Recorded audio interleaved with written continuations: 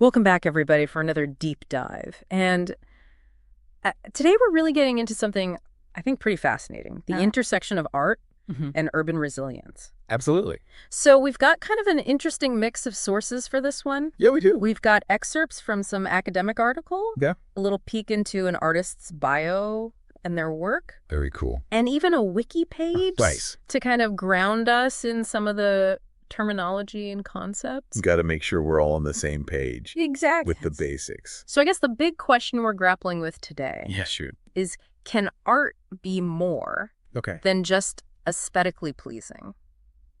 Mhm. Can it actually teach us something valuable about Oh, yeah. building resilience in our cities? It's a question that might surprise some people. Right. We often think of art as purely aesthetic, Right. something beautiful to look at. Mm-hmm. But I think, what if it could be more than that?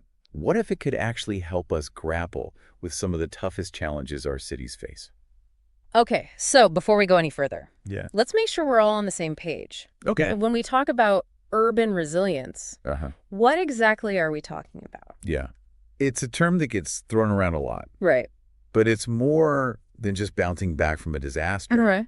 It's about adapting and transforming in the face of constant change. Mm-hmm. I mean, think about it. Yeah. Cities are always evolving, Yeah. whether it's due to climate change, social shifts, or economic pressures. Sure. Urban resilience is about understanding how all these different factors interact Okay. and finding ways to not just survive, but thrive amidst this complexity. And that's where it gets really interesting. Yeah. Because one of our sources today Okay. makes this case that art can be this powerful tool for not only understanding these really complex dynamics, but also for communicating them to others. That's right.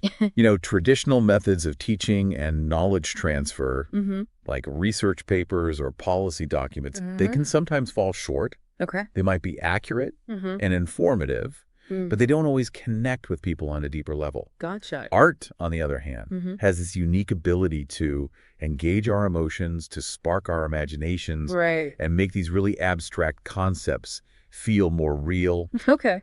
and relatable. So instead of just throwing facts and figures at people, Yeah. we can use art to tell a story that resonates with their own experiences and emotions. Exactly. And that brings us to this idea of cognitive apprenticeship, Okay. a concept that one of our sources highlights. Essentially, it's about artists and scientists learning from each other's Okay. processes and approaches Interesting. to create more effective ways of teaching and learning. So how would that actually work?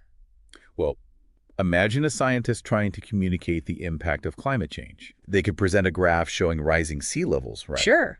But what if they also collaborated with an artist to create a sculpture that visually represents the displacement of communities due to flooding? Oh, wow. Suddenly the data becomes tangible. Okay. It has an emotional impact. Okay. And it sparks a different kind of conversation. It's about bringing those two worlds together. Yeah. The world of data and analysis and the world of creative expression Absolutely. and storytelling. You got it. I can see how that could be incredibly powerful. Yeah. But honestly, I also see some potential challenges there. Oh, yeah, for sure. Do their objectives and approaches truly align? Right. How do you even measure the effectiveness of art as a pedagogical tool? Those are great questions, and they highlight the need for a common language and shared understanding between these two fields. Okay. Artists and scientists might approach problems from different angles, Sure. but they both have a responsibility to share their knowledge with a wider audience. That's the heart of this cognitive apprenticeship, bridging that gap, learning from each other's strengths, and finding new ways to make complex issues more accessible and engaging. Think of it as this collaboration, Yeah. where the scientist brings the data Right. and the artist brings that human element, the emotional connection. Absolutely. And speaking of bringing those elements together, Yeah. one of our sources introduces us to this artist named Yiki, Oh, yeah, I love Yuki's work. whose work really exemplifies this idea of art as a tool for understanding urban resilience. Yes, Yiki is an emerging artist who uses photography to explore and symbolize urban resilience. Okay. And what's really fascinating about their approach is this diptych technique Okay. they use. What is that? So they'll take a photograph of an urban hazard, Okay. say a crumbling bridge or a flooded street. Got it. That's the first image.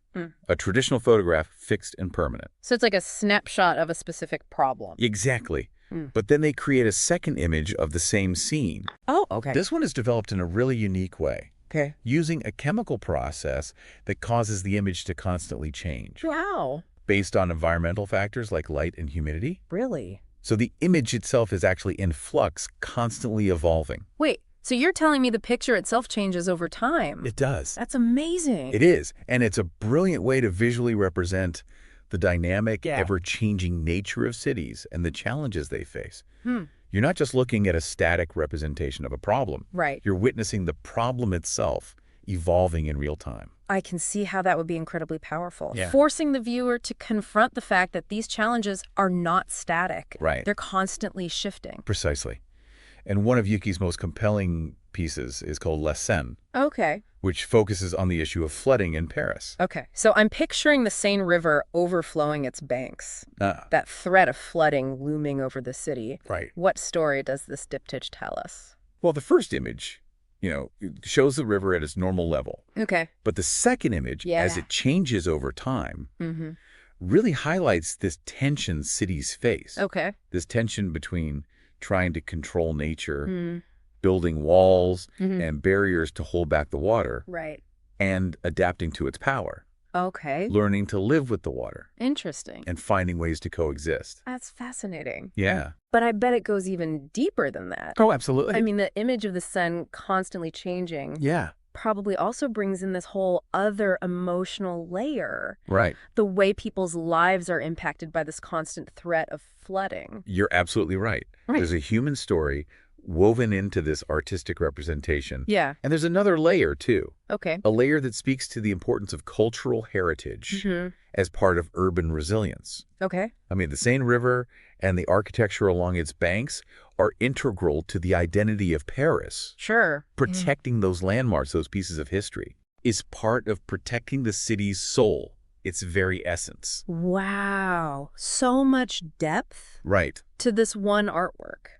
It's amazing. It's almost like a visual metaphor for all the different dimensions of urban resilience. That's a great way to put it. And in their artist's statement, Yuki actually emphasizes the need to balance what they call urbanistic, environmental, and sociological dimensions Wow. when thinking about resilience. It's incredible how Yuki's able to bring all those complex ideas together in a way that's both beautiful and thought-provoking. It really speaks to the power of art to make us rethink our assumptions and see things in a new light, doesn't And it? it really does. It's making me think about the art in my own city. Oh, yeah. Like, what stories are those pieces telling? And what conversations are they sparking? That's a great question. And it's something we all should be asking ourselves. Yeah. We often walk past public art without really engaging with it. I know. But it has the potential to teach us so much about the challenges and opportunities facing our communities. And maybe even inspire us to take action. Absolutely. I mean, if a picture is worth 1,000 words, Yeah. could a piece of art inspire 1,000 actions towards building a more resilient city? Now, that's a powerful thought. Right. And it's something I hope you'll continue to reflect on as we delve deeper into this connection between art and urban resilience. Okay. But let's take a pause here. We've laid some groundwork, All right. explored some key concepts, Okay. and even delved into a specific example. Sounds good.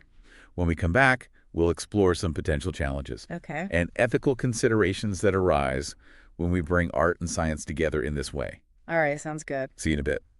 All right. So we've been talking about this idea of Yeah. cognitive apprenticeship, artists and scientists learning from each other. And we've seen how Yuki's art makes us think differently about urban resilience. It's really powerful stuff. But let's get real for a second. Yeah. What are some potential pitfalls to watch out for Okay. when trying to bring these two worlds together? Well, one thing that comes to mind is Thank you. the risk of oversimplification. Art can be amazing at communicating complex ideas Right. in an accessible way. Yeah. But we have to be careful not to lose the nuance and complexity Right. that are inherent in these urban challenges. Yeah. It's like that saying, if all you have is a hammer, everything looks like a nail. Exactly. We don't want to reduce these complex social and environmental issues Right. down to these simple solutions that might not actually address the root causes. Exactly. So it's a balancing act. We want the art to be engaging and accessible, Yeah. but we also need to make sure it doesn't sacrifice Okay. accuracy or depth of understanding. So it's kind of like Yeah. the art can be that initial spark, Right. drawing people in, That first layer. but it also needs to open up these pathways Absolutely. for deeper exploration and critical thinking. It's got to go beyond that initial aha moment. Okay. What else should we be cautious about? Another consideration is the potential for misinterpretation. Okay. Art is subjective. Right. Different people will interpret it in different ways, Of course. bringing their own experiences Yeah. and biases to the table. Yeah. What resonates with one person might not have the same impact on another. Sure. And there's always a risk that the intended message Right. might get lost in translation Okay. or even be misconstrued. That's a really good point. It highlights this importance of Yeah. context and dialogue. I think so too. We can't just throw a piece of art out there Right. and expect everyone to understand it in the same way. Exactly. We need to create spaces for conversation and reflection Okay. where people can share their interpretations Yeah. and grapple with those different layers of meaning. It's about facilitating those conversations Absolutely. and providing the tools Yes. for people to critically engage with the artwork. And its intended message. And that's where collaboration becomes even more crucial. Okay. Artists and scientists need to be mindful of these potential pitfalls Right. and work together to mitigate them. So it's not just about creating the art. No. It's about thinking about how it will be received, interpreted, Right. and used to spark meaningful dialogue. Precisely. And this brings us back to Yiki's work. Okay. Remember how their Lesane piece sparked this conversation Yeah. about flood mitigation versus adaptation, and even brought in that element of cultural heritage? Right. That's a great example of how art can raise those critical questions and challenge us to think about solutions in a more holistic way. It wasn't just about presenting a solution. It was about prompting the viewer to consider all the different factors at play Right. and the trade-offs involved in any approach. I completely agree. So how can artists and scientists actually work together Okay. to avoid those pitfalls we were talking about? Well, I think first and foremost, Yeah. it's about approaching the collaboration with a sense of humility Okay. and a willingness to learn from each other. Absolutely. Scientists might need to step outside their comfort zone Right. of data and analysis Uh-huh. and embrace the power of storytelling, Okay. while artists might need to connect their work Yeah. to specific data points or research findings. I imagine there are also some practical considerations, like Oh, yeah, for sure. how do you even measure the effectiveness of art as a pedagogical tool? Right. It's not like a scientific experiment Right. It's not as straightforward. where you can have a control group Yeah, and measure outcomes. you're right. It's not that straightforward. Okay. But there are ways to assess the impact. Okay. We can look at things like audience engagement. Okay. How many people are interacting with the art? Mhm. Are they discussing it? Yeah. Or are they sharing it with others? Gotcha. We can also look at whether the art is prompting any changes Okay. in behavior or attitudes. So it's about looking for those ripples, those subtle shifts in perspective or action that might stem from engaging with the artwork. Exactly. Mm. And it's important to remember that art's impact is often cumulative. Okay. It might not lead to an immediate measurable outcome, Right. but it can plant seeds that grow over time, Interesting. influencing how people think about and interact with their environment. This is making me realize that evaluating the success of this kind of collaboration requires a different kind of lens, one that's more focused on the long game Right. and those subtle ways in which art can shape our understanding of the world. Absolutely. But let's shift gears a bit. Okay. We talked a lot about Yiki's photography. Yes. But I'm curious, what other forms of art are being used to explore urban resilience? Oh, I'm sure there's a whole spectrum out there. There is. There's a whole spectrum. From murals that depict a community's vision Yeah. for a more sustainable future, to interactive installations that allow people to experience the impact of climate change firsthand. Absolutely. There's even performance art Yeah. that uses movement and sound Mm-hmm. to express the vulnerability and resilience of urban communities. Each art form brings its own unique strengths and possibilities to the table. So it's not just about finding the right message. No. It's about finding the right medium, the right way to express that message Yes. in a way that will resonate Exactly. with the intended audience. Absolutely. And that's one reason why local context is so important. Okay. Engaging artists who are from the community, who understand those specific challenges and cultural nuances can make all the difference in creating art that is truly impactful and meaningful. So if we're talking about, say, the issue of drought in a particular city, it would be more effective to commission an artist from that city who's already grappling with that issue in their own life. Absolutely. Rather than bringing in someone from the outside. Yeah. Who might not have that same connection. You got it. The most impactful art often comes from a place of lived experience. Yeah. And authentic connection to the subject matter. Okay.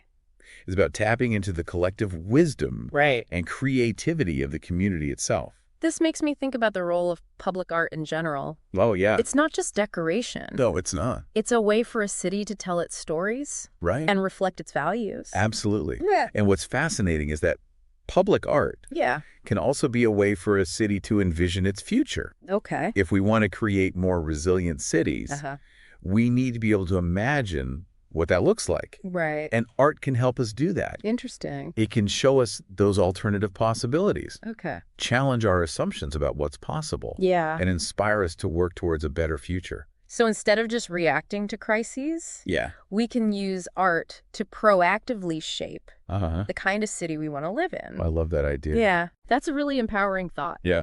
But we've been talking a lot about the theory behind all of this. Right. I'm ready to see some real-world examples of how artists and scientists are actually collaborating to tackle these urban challenges. I hear you. Yeah. In the next part, we'll dive into some specific projects that are using art to engage communities, raise awareness, and inspire action towards building more resilient cities. Okay. I think you'll be amazed by the ingenuity and creativity that's happening at the intersection of art and urban resilience. All right, so we've covered a lot of ground, from defining urban resilience to exploring the potential of art as this pedagogical tool. It's been quite the journey. And now I'm excited to see how this all plays out in the real world. What are some examples of artists and scientists actually teaming up to tackle these complex urban challenges? Well, one area where we're seeing some really innovative collaborations is climate change adaptation. Okay. For instance, there's this fascinating project in Rotterdam where artists and architects have joined forces to design these floating homes. Floating homes? Yeah. That sounds like something straight out of a futuristic movie. Right. But it's a real solution being explored in cities. Wow. Facing this threat of coastal flooding. Okay. And what's interesting is that the artists involved brought this element of design and community engagement to the project. Okay. They wanted to make sure these floating homes were not just functional, but also aesthetically pleasing and integrated into the existing urban landscape. So it's not just about surviving climate change. It's about thriving even as the water rises around you. Exactly. That's a really powerful idea. And that's where the artistic vision comes in. Okay. It's about creating solutions that are both practical and inspiring. Right. Solutions that people can actually envision themselves living and being a part of. What other examples come to mind?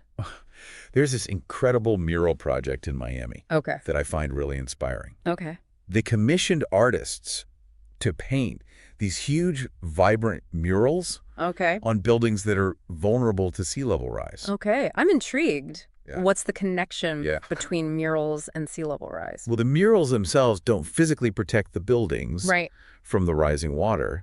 But they serve as this powerful visual reminder of the threat facing the city.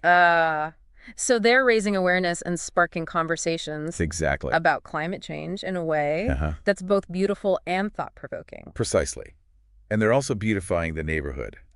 And fostering a sense of community pride. Which is a key ingredient in building resilience. It's like they're taking a problem and turning it into an opportunity to create something beautiful and meaningful. You're right. But I'm guessing there's more to it than just pretty pictures, right? Right. These murals actually incorporate scientific data about sea level rise projections. Oh, wow. They've got these lines painted on the buildings that show how high the water is projected to rise in the coming decades. That's a really powerful way to visualize the future impact of climate change to really bring it home for people. Exactly. And it's not just happening in coastal cities either. In areas facing drought. Artists are collaborating with scientists Okay. to create installations that highlight the importance of water conservation. I bet there are some really creative approaches out there. Oh, yeah. Like sculptures made from recycled materials that collect rainwater. Right. Or interactive exhibits that show people how much water they use in their daily lives. Exactly. There's this project in California Okay. where they created this giant walk-through sculpture Wow. that mimics the water cycle.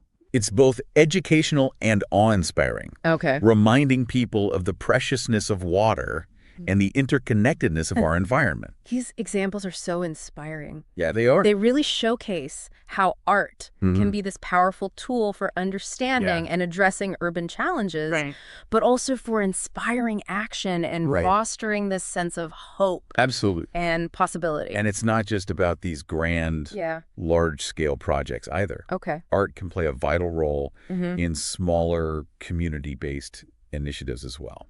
I'd love to hear more about that. Okay. What kind of initiatives come to mind? Well, in some cities, community art projects are being used to bring people together to plant urban gardens, clean up polluted waterways, or create green spaces. Gotcha. It's about empowering people to take ownership of their environment and work together to make their neighborhoods more resilient. So it's about connecting people to their environment. Yeah. To each other and to a shared sense of purpose. It's about fostering that community spirit. Right. That's so essential for resilience. Exactly. And these smaller scale grassroots efforts can have this ripple effect, creating a culture of resilience. Interesting. That spreads throughout the entire city. You know, all these examples really bring us back to that point we made earlier. Art needs to be accessible to everyone if it's going to truly contribute to urban resilience. It can't just be confined to galleries and museums. We need to find creative ways to integrate art into everyday spaces to make it part of the fabric of the city itself. So like how? Well, think about murals on the sides of buildings, sculptures in public parks, even projections on the pavement. Art can be anywhere and everywhere. That's what's so exciting about this whole concept. Yeah. It's about blurring the lines between art and everyday life. Absolutely. It's about bringing beauty and creativity into the spaces where we live, work, and play. And it's about recognizing that everyone has a role to play in building resilience. Okay. You don't have to be an artist or a scientist to contribute. Right. Whether you're planting a tree, volunteering in your community, or simply having a conversation about these issues. Every action, no matter how small, can make a difference. It's about tapping into that collective power, that human spirit of creativity and collaboration. Absolutely. That's at the heart of building a better future for our cities and for ourselves. You know, this whole conversation reminds me of that thought-provoking question we posed at the very beginning. Okay.